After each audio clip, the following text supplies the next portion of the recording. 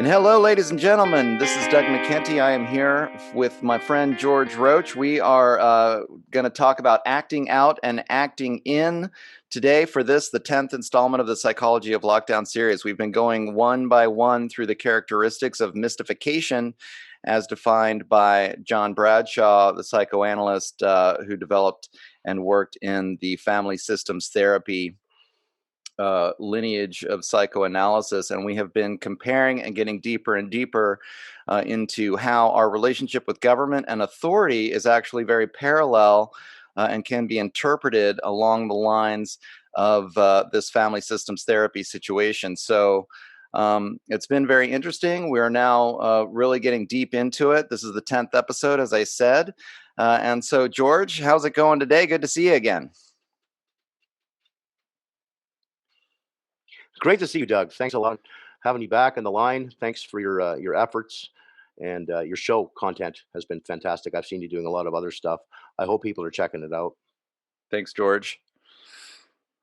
So where are we at now? We've been counting down through all these different characteristics, and today we're talking about acting out, acting in. What does that mean? Well, boy, are we ever seeing a lot of that going on out there in Canada. In the stores, a lot of acting out, a lot of acts, Sure. happening with people right now because our rights are being attacked. Now, isn't that interesting? As children, our rights were attacked through pedagogical, abuse principles. What we thought we were doing was normal, we found out is actually highly abusive. So, what happens when you grow up with a family where there's violence, high levels of abuse or neglect, abandonment going on all over the place? Your needs aren't being met. Or sadly and tragically, you had an offender for a parent. Maybe he was an alcoholic, she was an alcoholic. They were unavailable. Remember, to an addict, whatever takes away your most intolerable reality gets your highest priority. Mm-hmm. Not the kids. They're an interruption of the compulsivity to which this person is involved with, this offender. So, how do we learn to act out or act in violence? Well, we've got to get exposed to the elements. So, what does it mean to a child who is 4 years old looking up at their father or their mother? Now, here's this great big, 800-pound giant to a 4-year-old. And this 4-year-old depends on these people for love and guidance and support and safety and shelter and to get their basic human needs met, to be wanted, to be cared for, loved, and truly known as one is. That's not going on where we have a high level of dysfunction and violence. Well, actually, what we do see is this child who gets, smacked across the face. And once that cry about being smacked across the face is suppressed, the child gets it. They begin to confuse abuse with love. That the object of their pleasure is also the object of their pain. Now, all children idealize their parents. Nobody would have packed their bags at, 5 years old, called a family meeting. Dad, I'm angry at you. Mom, you're a codependent. I'm moving down to Smith's house. Right. No child could do that. The family meeting would never take place. Instead, the child makes themselves bad and wrong for the events of this offender, the conduct of this offender. They feel ashamed that their father or mother would behave this way. They're embarrassed. But instead of making their parents responsible or holding their parents responsible, and of course, parents would need to teach their children, here's how you hold people accountable. Nobody got taught that. Mm-hmm. Instead, the child feels bad for the way things are and makes the parent innocent. So you see, this role reversal takes place. The responsibility that should squarely fall in the laps of the offender parents, the abusing or abandoning parents, the child so unwittingly rather, takes on as their own problem. So what happens? This thing occurs where the child, in the absolute cause of their own survival, begins to identify with the persecutor. This is called identification with the persecutor, where the child later on in life begins to identify with their original offender and take on the traits as if to align themselves with the power they perceived their offending parents or source givers as once having.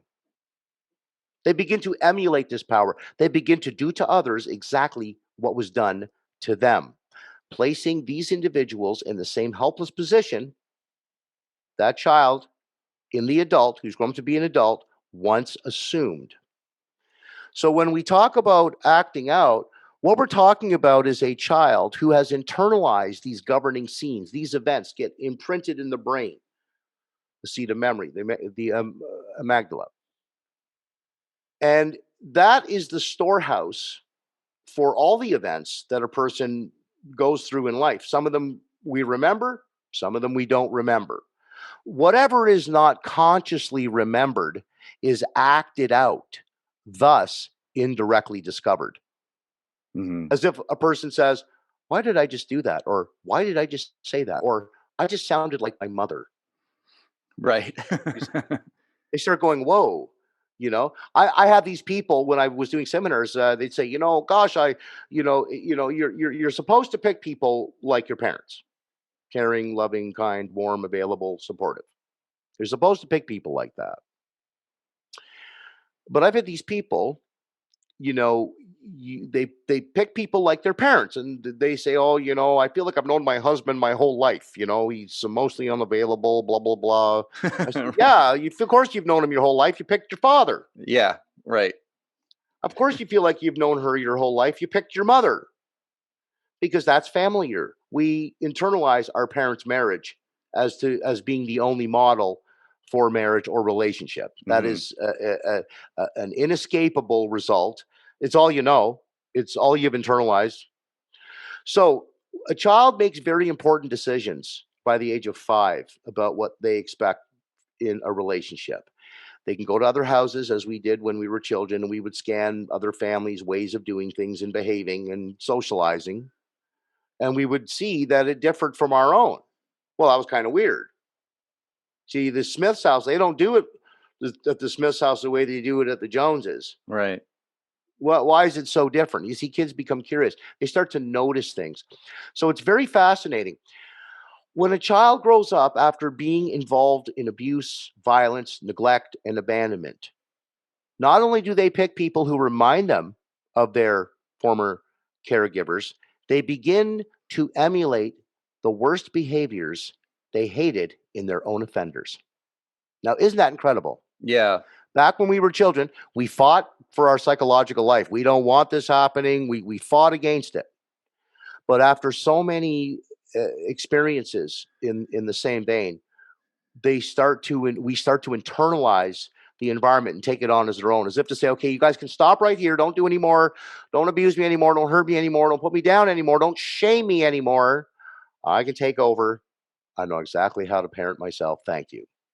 And they move on in life, repeating the same cycles they hated as children. Right. They pick up the same coping mechanisms, dysfunctional coping mechanisms that their parents picked up to deal with their parents' problems, right? Exactly. Exactly. Now, remember, we said the most important job of a parent is to complete their own childhoods. You cannot take your children where you have not been, and you cannot give your children what you have not got.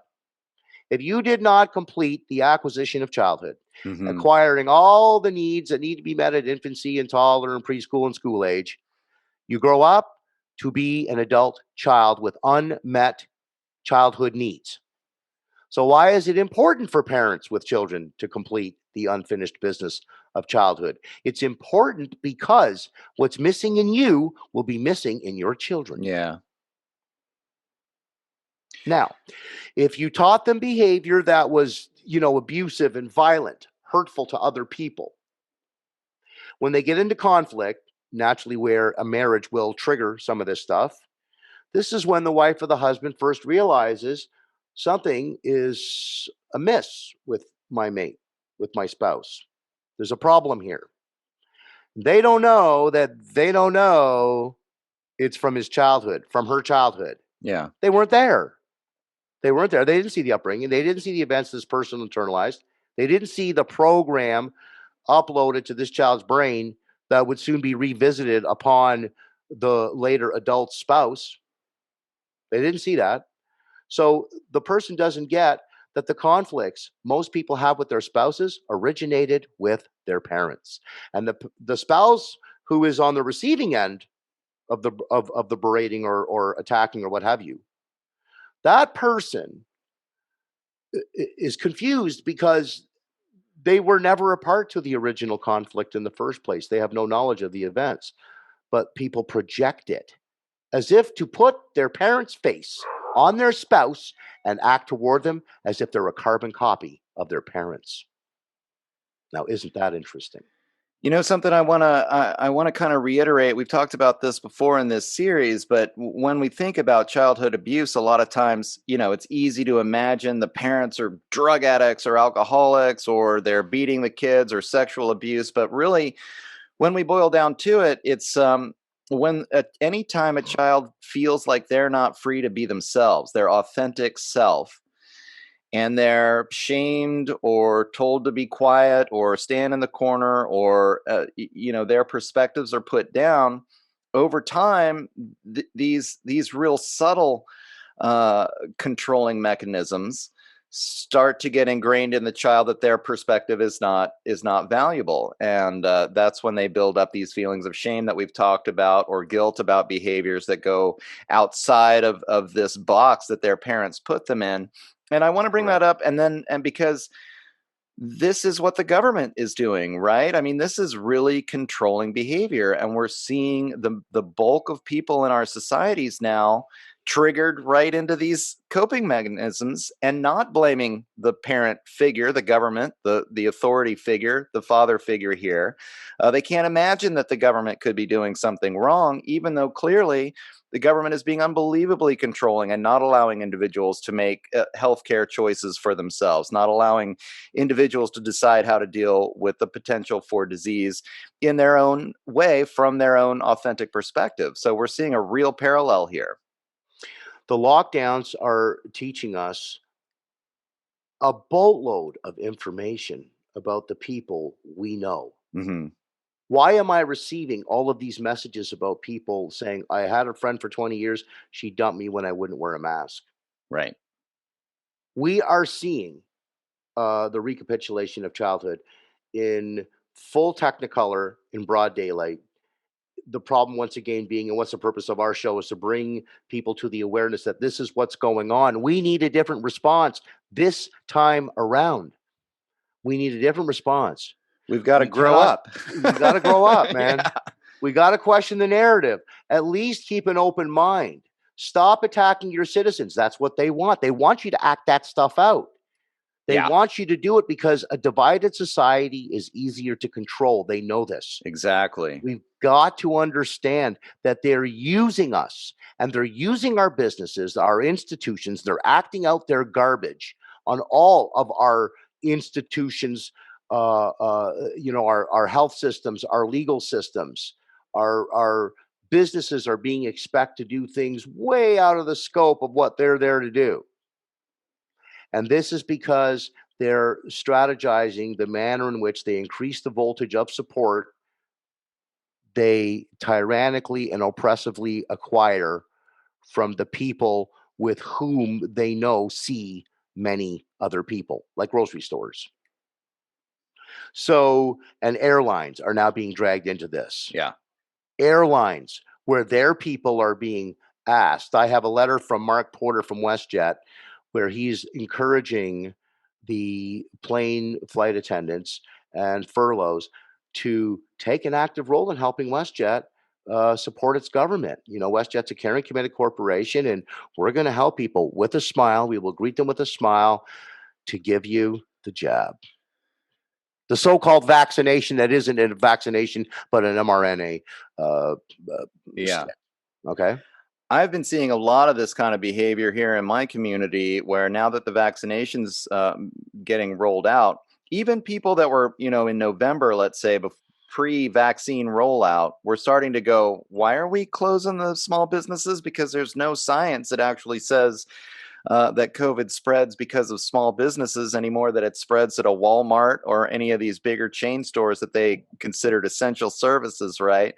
But now that the vaccine's getting rolled out, everyone's triggered into thinking that it's virtuous. And this seems like a coping mechanism. Actually, when you think about it, if you have a really controlling father figure, the coping mechanism is going to be to consider it virtuous to do what you're told. Because if you don't, you're going to get a spanking, or you're going to get shamed, thrown, put into your room, silenced, or Exactly. abused I in dropped my some pen. way. And so now that's what we're seeing. We're seeing people believing that it's virtuous to continue to perpetuate the abusive behavior by preventing people from having real informed consent. Nobody's promoting informed consent. We're taking an experimental vaccine here.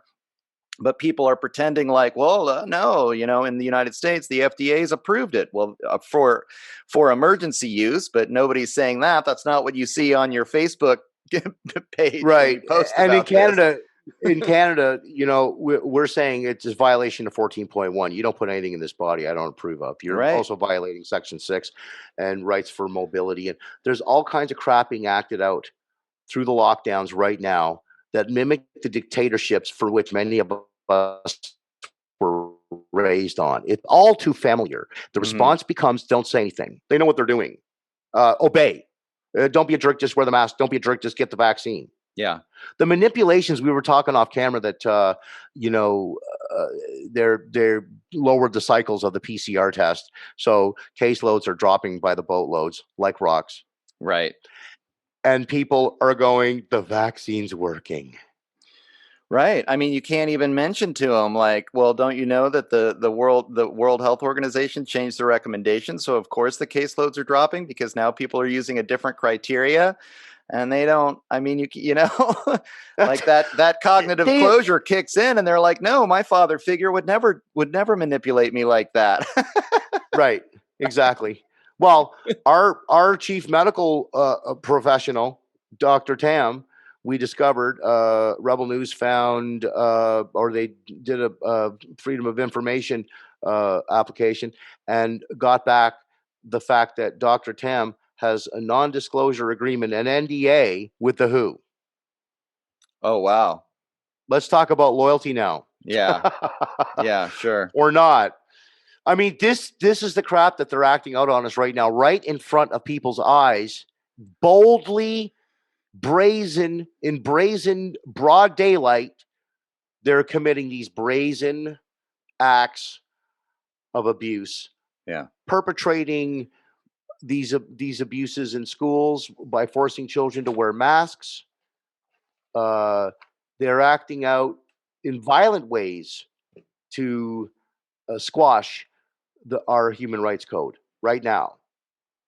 I had a 73, 74-year-old couple, mask exemption, lawful mask exemption with appropriate medical conditions applicable, named in the order, and I've got a condo board management attacking them as if it's not written with an exemption. And these people are confined to their units. 73, 74-year-olds helping people out on the, four floors below them who are 85 years old, who are helpless and can't get out. And this board foolishly attacks this couple, violating their rights and acting like she's about to kill the whole building. This is psychotic. This is absolute psychosis. There's no reality to it whatsoever. And yet we have lawyers now spouting this junk in a court of law. It's pathetic what's being acted out right now. People need to recognize this as violence. And it needs to be recognized as family violence because that's where it came from. That's where it originates. It's getting acted out on the psychological stage of life. We've got to understand that this is offender behavior. The victims are the taxpayer, are the people, are the children, are the institutions being expected to cooperate in ways that don't parallel their service or goods businesses. This is heinous that people are standing idly by and allowing these people to invade them. This is extremely dangerous. If there's anything dangerous, it's allowing this to go on so that our children have to carry these torches. There's never been as an important time as now for people to really stand up for their rights. Because if you don't fight to keep them, you'll have to fight to get them back. People will Right. be able to figure out what's worse. Well, But this reenacting is definitely consistent with the pedagogical principles of post-war era. right. Yeah. 100%. I mean, let's How talk could about Hitler happen? right.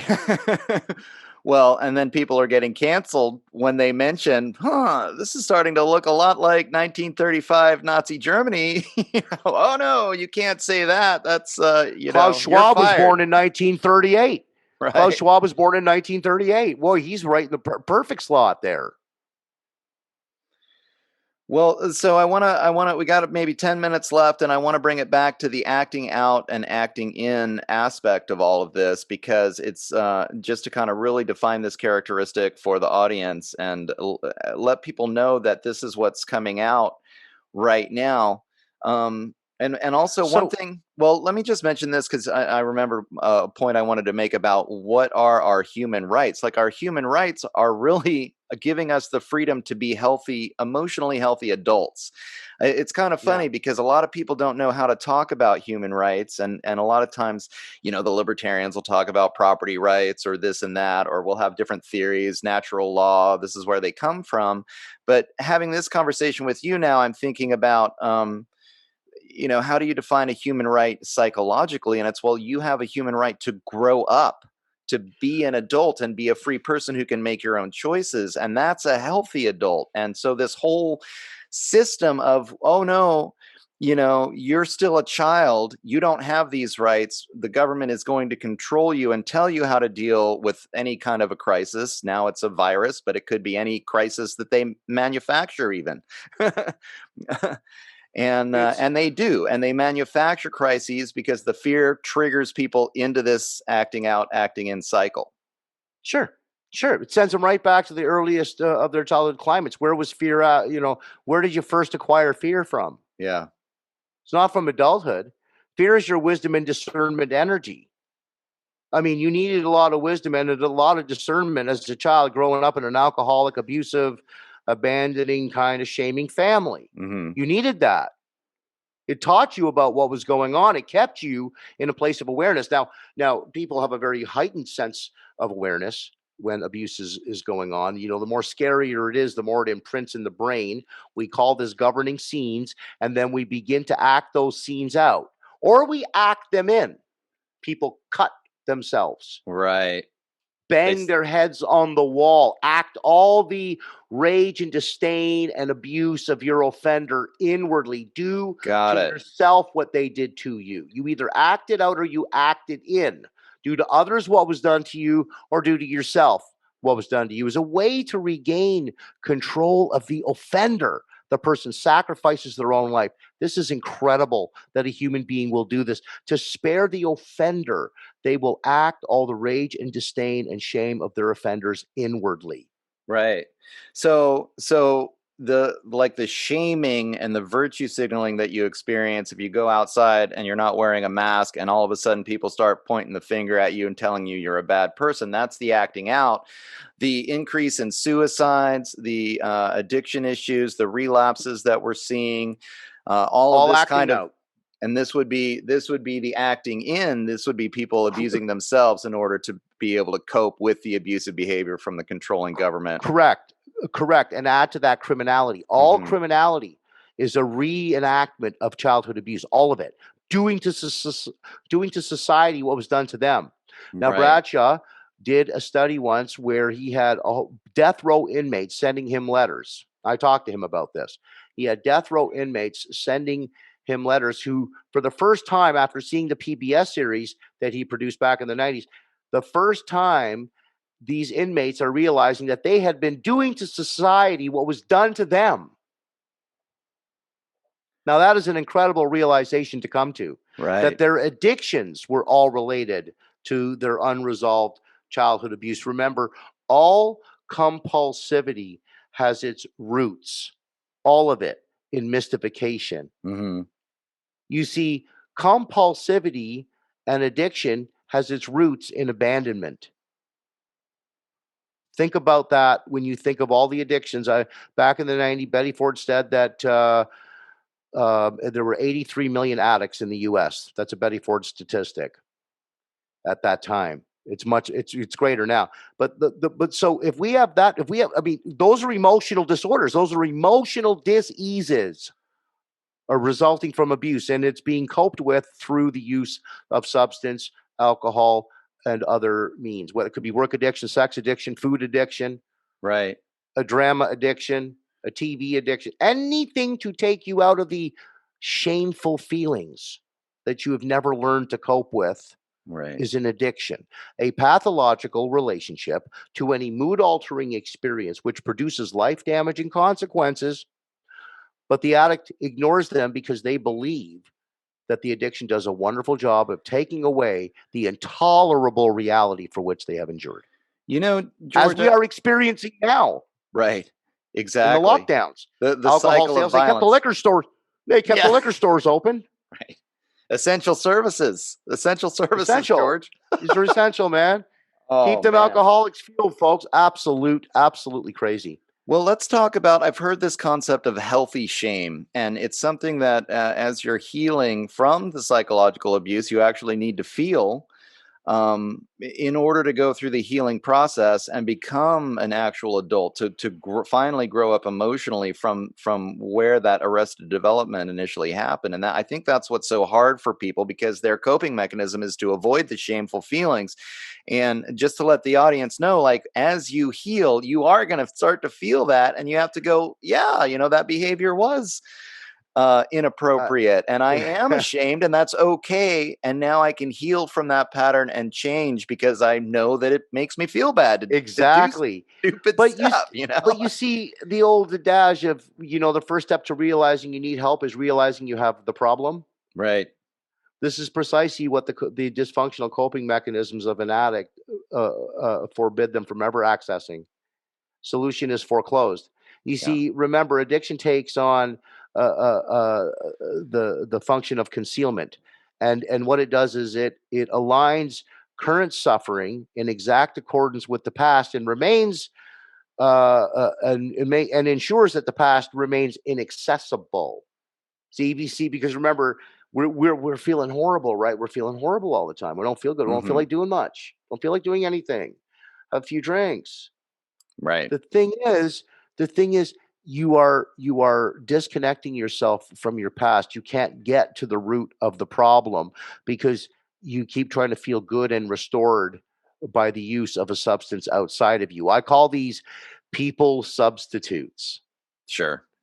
The shame and healing low self-esteem caused from toxic shame requires the re-identification with a face, a non-judgmental, non-shaming face that approves of you and understands what you're going through, what you've been through, how you got here, why you got here, and why you're still here. That's what we need from people. Feedback, non-judgmental feedback Hmm. that helps us be okay with who we are. Because remember, addicts are always seeking approval. Why? Because they were disapproved of. To be disapproved of as a child is abandonment. It's akin to death. Right. That's painful. You want to mood alter it. Yeah, fascinating. Well, what an incredible conversation. I mean, I think as we delve into this, we've talked about this idea in the past. I just kind of want to reiterate for a minute as we close up here, this idea of being raised in this patriarchal culture, which, if you think about, I think the way the kids are raised in a situation where they're taught through patriarchal religions, through patriarchal institutions like public education. We talked about the bullyocracy last time, and the episode of The Shift, I think number 70, number 69, about the bullyocracy, if you guys want to check this out. But we're raised in a situation where we're told and taught to conform. The whole culture is all about this. This is how we raise our children. Like, you can imagine the opposite would be unschooling, where the kids are just allowed to do what they feel like doing, and the parents help and cultivate I uh, like that. this kind of a concept of raising kids. But even by putting a kid in school and then being like, you have to learn this, and if you don't learn this, you're going to get detention, or you're going to get a failing grade. All of that kind of stuff builds all these feelings of shame.